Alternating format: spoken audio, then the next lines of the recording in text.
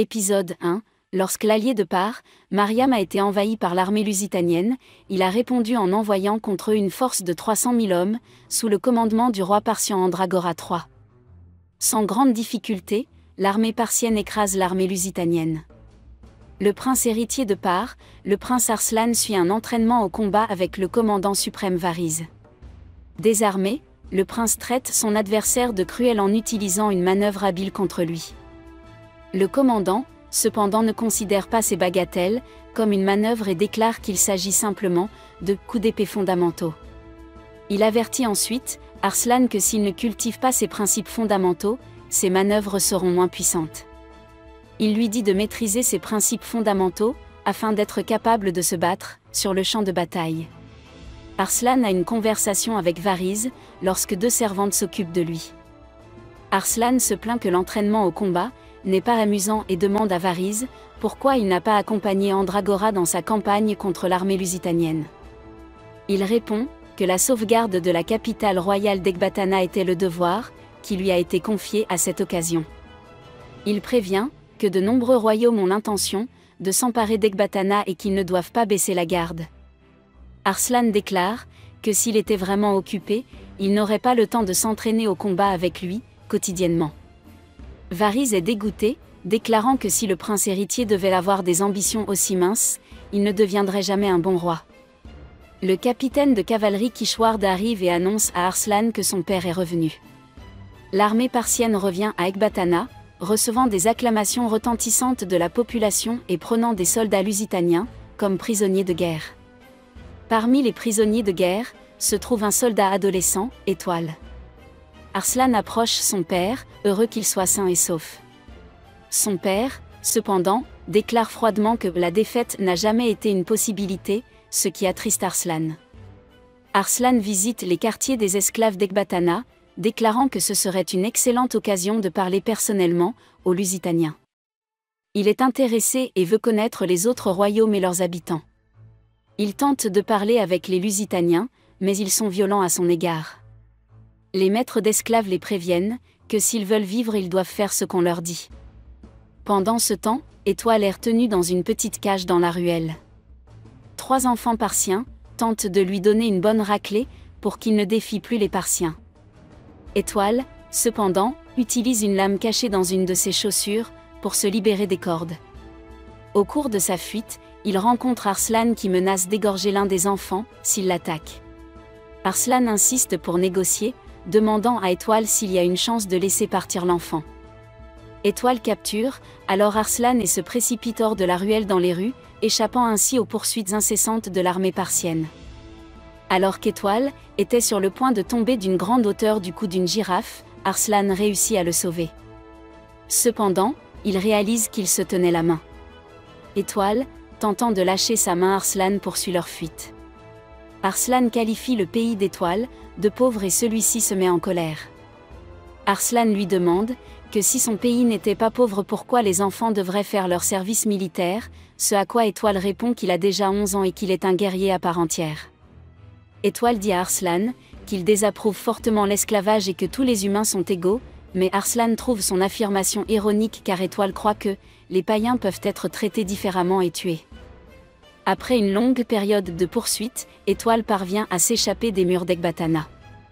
Il vole un cheval et le chevauche jusqu'à Lusitanie. Le capitaine de Calvaire d'Arien apparaît, tentant de tirer sur l'Étoile en fuite, mais il est alors forcé de changer la direction de sa flèche par Arslan qui se trouve dans son champ de tir et Étoile s'échappe avec succès. Les 3 enfants, qui ont permis la fuite d'Étoile et leurs parents sont vus en train de supplier Arslan de les épargner. Sans hésitation, Arslan ordonne qu'ils soient épargnés. Les 3 enfants sont reconnaissants et promettent de rejoindre l'armée parthienne par la suite. Ils voient ensuite les maîtres d'esclaves traîner les esclaves lusitaniens morts dans des charrettes à chevaux. Ils retournent au palais. Darien parle avec Arslan, lui demandant de nommer un de ses amis à son service.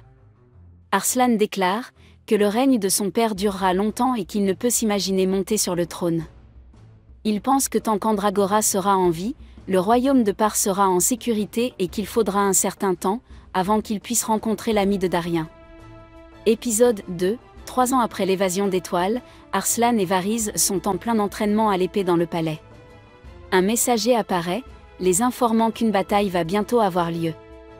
Il leur annonce que l'armée lusitanienne s'est emparée de leur allié Mariam et que l'armée parsienne doit stopper leur avancée. Andragora dirige l'armée parsienne, composée de 85 000 cavaliers et 138 000 fantassins, pour arrêter l'invasion de l'armée lusitanienne. Arslan s'inquiète des conditions météorologiques lorsqu'il voit les plumes humides du faucon Azraël, du général Kishward, mais Carlan le rassure en lui disant qu'il a exploré la région. Arslan s'éloigne de l'armée et parle à 3 valets de pied qu'il contrôle. Ces 3 valets sont les enfants qu'il a épargnés il y a 3 ans. Peu après, Varys se joint au groupe lui disant qu'il ne devrait pas trop s'éloigner du reste des soldats. Puis, ils sont abordés par un messager qui informe Varys que son neveu a encouru la colère d'Andragora. Arslan et Varys entrent dans la tente. On voit Darien conseiller à Andragora de battre en retraite, croyant que l'armée lusitanienne a tendu un piège avec l'aide d'un Parcien traître. Varys le punit et supplie Andragora de pardonner à son neveu. Andragora accepte de le faire, s'il peut prouver sa valeur dans la bataille à venir. Peu de temps après l'incident, Darien dit à son oncle, Varys, qu'Andragora traite Arslan trop durement à chaque fois. Son oncle est mécontent et lui demande s'il ne cherche pas à être décapité. Son oncle Varys lui demande alors de jurer pour lui sa loyauté à Arslan, ce qu'il fait. Les corps sont sonnés, et l'armée se rassemble immédiatement. Andragora demande à Carlan la taille de l'armée lusitanienne qui attaque. Il répond qu'ils ont environ 25 000 à 30 000 cavaliers et environ 80 000 à 90 000 fantassins. Andragora est surpris, affirmant que l'armée lusitanienne, ayant livré bataille après bataille, leur nombre aurait dû diminuer.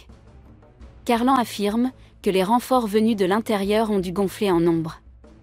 Un messager informe Andragora que l'armée lusitanienne est à environ 8 amarres, ce qui équivaut à 2 km ou 1,24 miles. Andragora interroge Carlan à ce sujet, ce à quoi il répond que devant l'armée parsienne se trouve une vaste plaine, sans aucun creux ni relief. Malgré le grand nombre d'ennemis et le brouillard qui les entoure, l'armée parsienne fonce. Soudain, une grande partie des troupes tombe dans une tranchée cachée par le brouillard.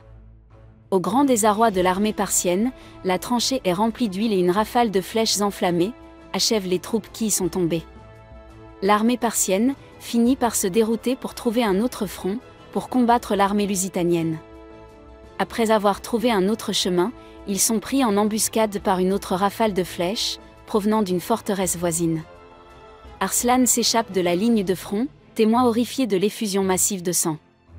Malgré sa fuite, Arslan est rattrapé par un cavalier lusitanien. Arslan le soumet avec beaucoup de difficultés. Lorsqu'il tue le cavalier, il ressent une grande culpabilité et l'idée qu'il doit tuer pour survivre le rend malade. Ayant assez de la violence du champ de bataille, il aspire à rentrer chez lui. Il appelle les noms de ses camarades, espérant qu'ils pourront le ramener chez lui. Peu de temps après, Carlan charge vers le prince et lui révèle qu'il était un traître. Il l'attaque, à sa grande horreur. Darien apparaît plus tard pour le sauver, en tailladant les troupes lusitaniennes, qui se trouvaient sur son chemin. Épisode 3, alors qu'Arslan est sur le point d'être tué, par Carlan et ses alliés lusitaniens, Darien perce les rangs lusitaniens et attaque le traître Marsban. Alors qu'ils se battent tous les deux, Carlan refuse d'expliquer la raison de sa trahison et il finit par s'enfuir, laissant Darien aller aider Arslan.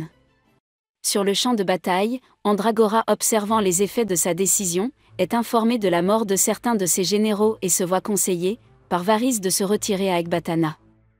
Andragora est outré par ce conseil mais décide de le suivre après que Varys commence à évoquer le sort de Tahamine en cas de défaite. Cependant, les hommes de Carlan, fidèles à leur général, assassinent le messager, empêchant l'ordre de retraite d'être transmis aux troupes, et créant la confusion et les rumeurs que le roi a lâchement fui la bataille. La nouvelle fait enrager Marsban Shapur, qui montre sa colère devant ses hommes, mais Marsban Kubar montre encore plus d'irrespect pour son roi, déclarant qu'un chef qui abandonne son devoir ne peut être suivi et dit à Shapur de fuir, une suggestion qui fait enrager Shapur et lui fait regagner sa confiance perdue. Une avancée de l'armée lusitanienne interrompt leur conversation et les oblige à engager le combat avec l'ennemi. Pendant ce temps, Andragora s'échappe du champ avec Varys et une partie de ses troupes, mais tombe dans une embuscade sur la route. Les derniers soldats protégeant Andragora sont vaincus et il est blessé ainsi que Varys. L'homme commandant l'unité d'embuscade des Lusitaniens s'avance vers eux, portant un masque d'argent et exprime son approbation de l'action de Carlan, au roi et à Ern choqué. Voyant une opportunité de frapper Silver Mask, Varys fait une attaque audacieuse contre lui et parvient à tuer plusieurs soldats lusitaniens, mais un seul coup d'épée du Silver Mask suffit à tuer l'oncle de Darien. Silver Mask proclame alors qu'il va pouvoir se venger d'Andragora, une vengeance qu'il a attendue pendant 16 ans. Darien sauve Arslan et lui donne son cheval pour monter. Il rencontre un de leurs hommes en chemin, qui leur fait part de la situation. Il décide alors d'emmener Arslan chez son ami Narsu qui a été banni par le roi. Ils se rendent chez lui et sont accueillis à bras ouverts. Épisode 4. Dans la maison de Narsu, Darien se moque de ses peintures et Arslan se présente.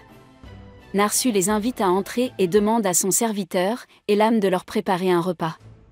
Une fois à l'intérieur, Arslan regarde ses peintures et semble partager l'avis de Darien. Il mange ensuite et parle de la façon dont Narsu a sauvé par de l'invasion de l'armée de 3 pays alliés, en utilisant son esprit et en causant des frictions dans les armées alliées. Le soir, Darien et lui parle d'Arslan et de son caractère. Le lendemain matin, Arslan et Darien sont chez Narsu. De son côté, Carlan envoie son homme à la recherche d'Arslan et de Darien, car il a appris qu'ils ont été vus se dirigeant vers la maison de Narsu. Narsu les cache aux soldats et prétend qu'il n'a vu personne pendant ce temps. Les soldats révèlent la mort de Varys et Darien, et Arslan, qui se cachaient, sont choqués et attristés par la nouvelle. Le soldat, lui, demande même de les rejoindre sous les ordres de Carlan et il retrouvera tous les privilèges qu'il a eus et perdus. Il refuse et manque de respect à Carlan, ce qui amène les soldats à le charger, mais il tombe dans un piège tendu par Narsu. Darien et Arslan sortent de leur cachette et Arslan s'en veut de ne pas avoir écouté Varys et se met à pleurer. Ils prennent le petit déjeuner et Arslan lui demande de le rejoindre et en retour il le nommera peintre de la cour et Narsu accepte et les rejoint. N'oubliez pas de vous abonner et d'activer les notifications pour pouvoir regarder d'autres vidéos comme celle-ci. Merci d'avoir regardé.